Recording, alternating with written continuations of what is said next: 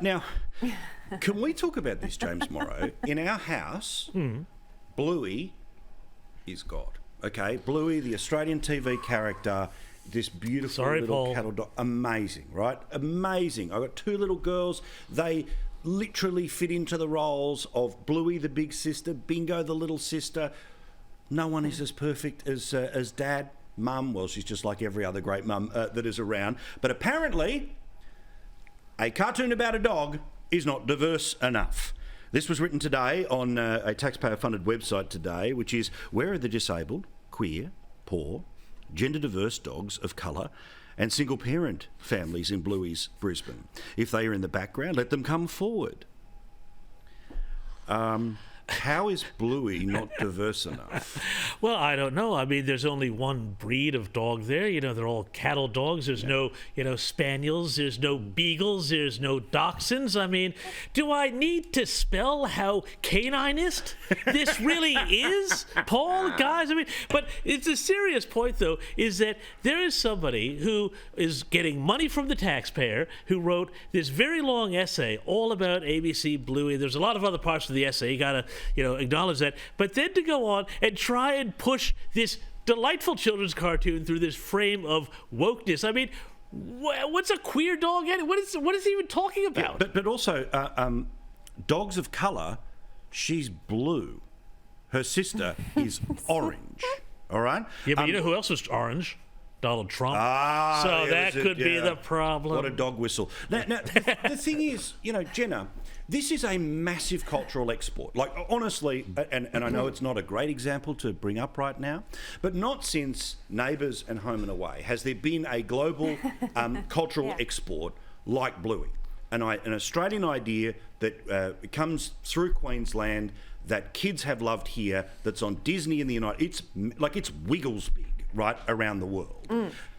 I think... you need to maybe take a little deep breath when you go searching for all of these hidden extras in something that at its core is about healthy relationships, healthy interactions with other people. This is, frankly, there's no dog whistle about Bluey, right? No. It is a nice thing, and it's only been around for a couple of seasons, but I don't know, do dogs actually appear in wheelchairs? Is there gender dysmorphia in the dog world I'm not aware of? Sure, maybe, but I guess what we're missing here, I think how you sort of relate it to that it is like Home and Away and Neighbours. I would argue that it's probably the most successful creative export that we've had on television because it's won Emmys. I mean, it was sold into Disney. The merch just goes insane. I think I've even had to dip into my superannuation to make sure that my niece is kitted out in every single bingo outfit that's going around. Oh yeah, we're not getting a pull because I bought Bluey merchandise. Yeah. I think what Davey Peterson has created is beautiful, and the fact that when I was growing up, you didn't see many Australian cartoons where you heard people that sounded like you and had our mannerisms and spoke about things that are happening in Australian culture. So I'm with you. I think everyone needs to take a breath and just let Bluey flourish how she will. And there is diversity. I'm pretty sure that in the mothers group there are a range of different breeds of dogs. So everyone just relax. Bluey's going to be okay. It's going to be around for a long time. So there's going to be a lot of opportunities to make sure that there's queer dogs. I don't know how you even get into that. Oh, to be as good a dad as Bandit. It's the dream of all Aussie dads. Now, Joe, no doubt you tick that box multiple times over. But what about the British TV show Luther? Now, this is Idris Elba, who plays a TV detective. But apparently, according to the BBC diversity chief, the black actor might be black, but his character isn't black enough because he doesn't have any black friends and doesn't eat any Caribbean food. This is from a person whose job it is to hunt out diversity now that the black guy isn't black enough.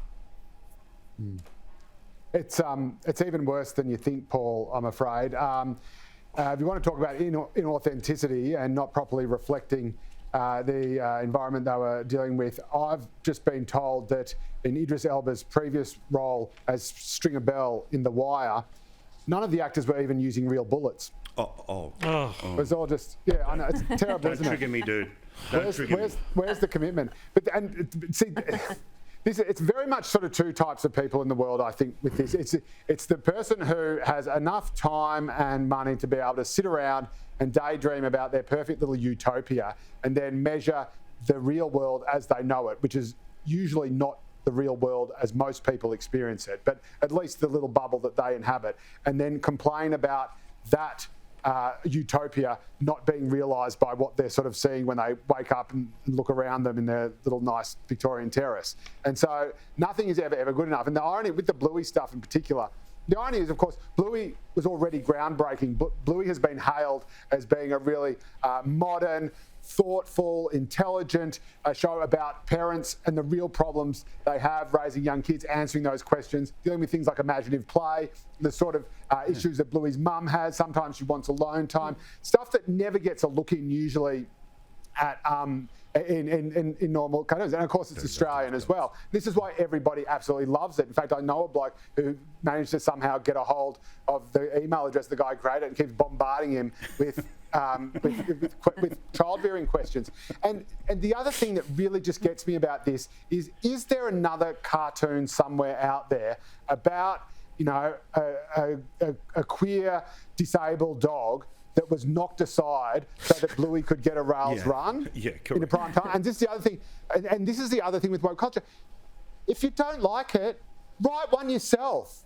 Do something yourself, create something instead of just sitting back there and complaining about how nothing you see measures up to your expectation or what your idea of perfection is. Yeah, so just go and do something. Go and create something that does meet your standards of perfection. See if other people like it. God or forbid. F off. Yeah, I'm with you.